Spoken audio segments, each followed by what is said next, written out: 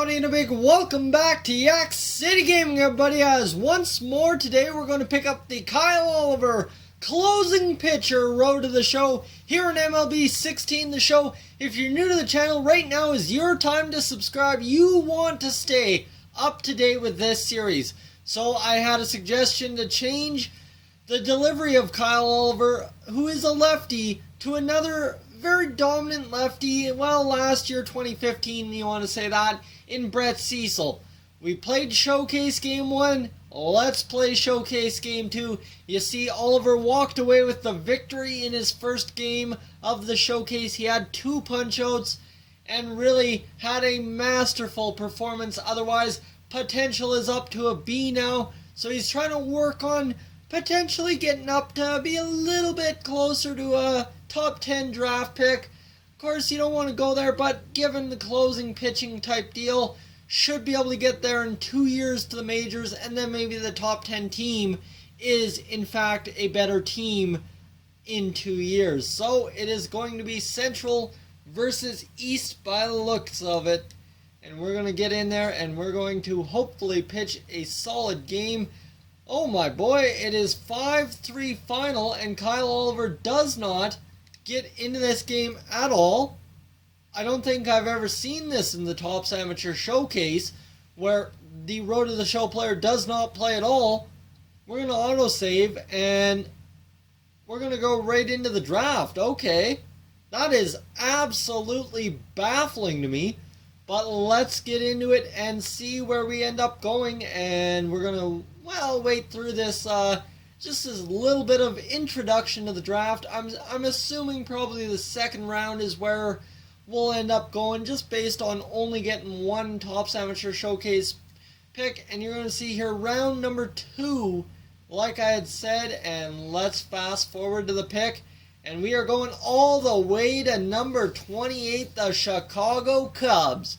Oh boy, can you pick a better team for Kyle Oliver to go to. If you remember MLB, what would that be? MLB 14 The Show with Kyle Oliver. You would remember our starting pitcher, Kyle Oliver, played for the Cubs. So you knew it was destiny from the start. The Chicago Cubs select Kyle Oliver. We will sign with the team, and we will see what we can do. We are a future big leaguer in their bullpen.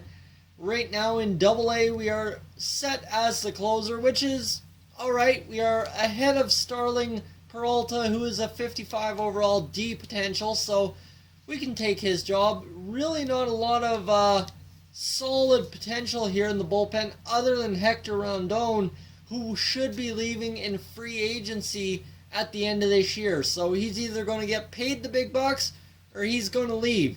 So that's where it gets interesting. And let's take a look at the rest of the bullpen, and looks like we are the worst off player in the bullpen, 48 overall.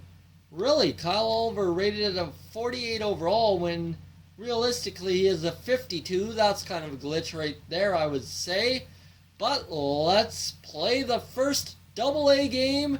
Simulated game, we will skip that, and we will get right into it. In fact, in the top half of the 7th, so we must have been moved around in the bullpen, which is kind of unusual to start off a career for Mr. Kyle Oliver, but we will take our Double-A debut any way we can get a Double-A debut. Alright, Kyle Oliver got to get in there and get throwing some darts out of the pen here, making his Double-A debut. We are warm and ready. It's alright. We're ready to go. Alright, we're going to stay away from the righty here, and we're going to go right in on the outside fringe of the plate there. Alright, now we're going to throw that circle change, get him way out in front. You saw we flashed the fastball, so that's what we got to do, and we're going to drop this 12-6 curve, and he is not going to chase it there. So we're going to bring it up higher, and we're going to drop it, and that will be the first Double-A strikeout for Kyle Oliver. As you see the graphic pop up, that was a nasty curveball. And we got one out in the top half of the 7th. We're going to throw in that changeup, and man, that is just a lock 'em up, get 'em out pitch. and especially on a first pitch strike, that is a beautiful play to be able to do. And now it is time to drop our weapon, that curveball, all over again. And oh man, that is how you foul it off to stay alive. Alright, raise the fastball and hope for the best. Here we go, and oh boy, blow it past him.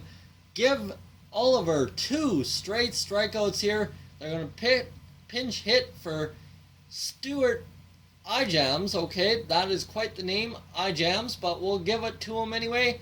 And this looks like they're going to try and score the runner here. The ball's coming to the plate, and it's going to be too late. And looks like it's a tie ball game as Kyle Oliver gives up the base hit, and that may be a blown save for Kyle Oliver in the 7th inning. Alright, Oliver's got to come back, and he's going to drop that circle change just off the outside corner. And that will be ball number 1, but then he'll rebound and get that circle change across for the 3rd out of the inning, and Oliver is advancing on to potentially walk out of this game. And that's indeed what he will do, as we'll have to check the box score. We won the game, so that's huge, but we may be charged with our first blown save in Double-A. Let's find out here. Box score and Tennessee Smokies, and you know it, Kyle Oliver charged with a blown save. Didn't give up a run, but he technically gave up an inherited runner. 2 strikeouts.